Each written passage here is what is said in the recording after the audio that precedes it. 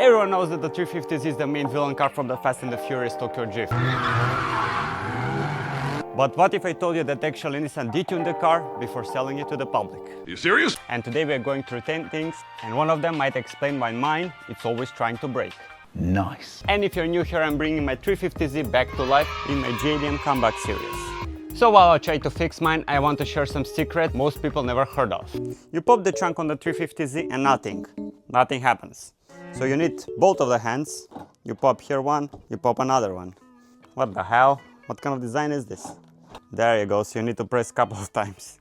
And you would think the struts are done for. But actually, Nissan designed them like this. Since the trunk and the glass are so heavy, Nissan designed them like this so it stopped from breaking while we try to open the trunk. Which is smart, but also annoying when you're out on the rain and trying to load a bag. It's a nightmare. Here's a fun one. At 0 miles per hour, the speedo needles actually covers a hidden light. Depending on the model, it's for cruise control or fault light. And you will never know that light existed only if the car is moving. Technically, the 350Z has a hidden light which you cannot really see.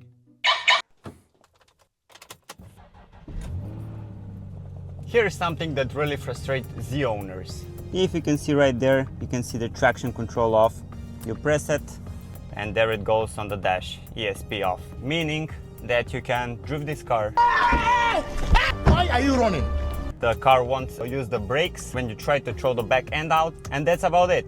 But if you're doing hot lap, there is no option to turn the stability control off on the Z. What you can do is take the fuse out, which will affect the ABS as well, which is not really the option. And what, you're gonna put the fuse back in? It's a nightmare.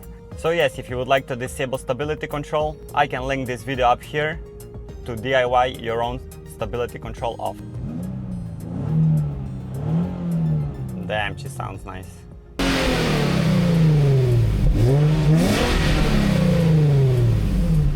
It got this weird saddle-shaped design with two separate compartments. This exhaust runs down the middle, so Nissan had to work around it. Now that's fine until the transfer pump fails. And when it does, one side of the tank just sits full of fuel that the car cannot reach. Which means you're filling up consistently and you're only carrying a half of tank. It's a complete nightmare. Back to the trunk.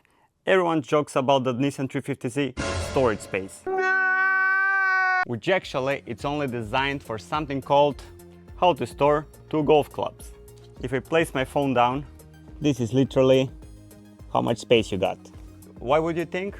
Because the CEO back then for Nissan actually thought that the Z, if I cannot take my Z golfing, the Z is not getting built. So that's why he created the trunk so small as this one. So if you would like to take your Z on a road trip, you will need to install roof racks. This one really blows my mind. Before the Z33 went into production, Nissan actually considered making it rebranded Silvia or Ultima. Which means, yep, it would have been a front-wheel drive car. Imagine having this car in a front-wheel drive consideration. I wouldn't bought it either. Luckily, enthusiasts kick off hard about that. Nissan went back to the drawing board and made it proper rear-wheel drive car. Can you imagine what kind of meme that would be? What's the next thing you see?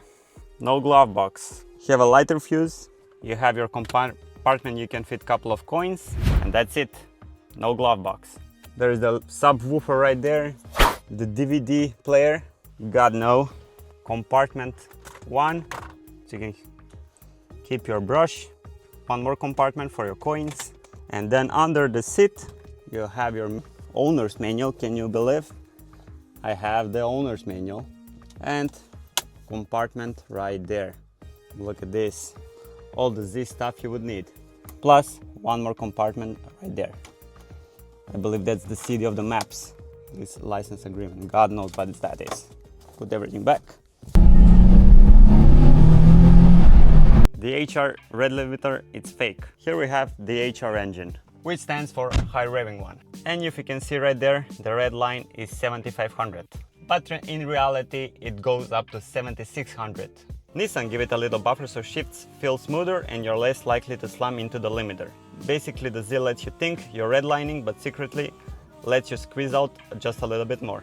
Speaking of the HR, 2007 and 2008 models, and this is a 2009 model, also came with a factory oil cooler. The DE models had a lot of heat soaking issues, that's why in the HR they introduced the oil cooling system.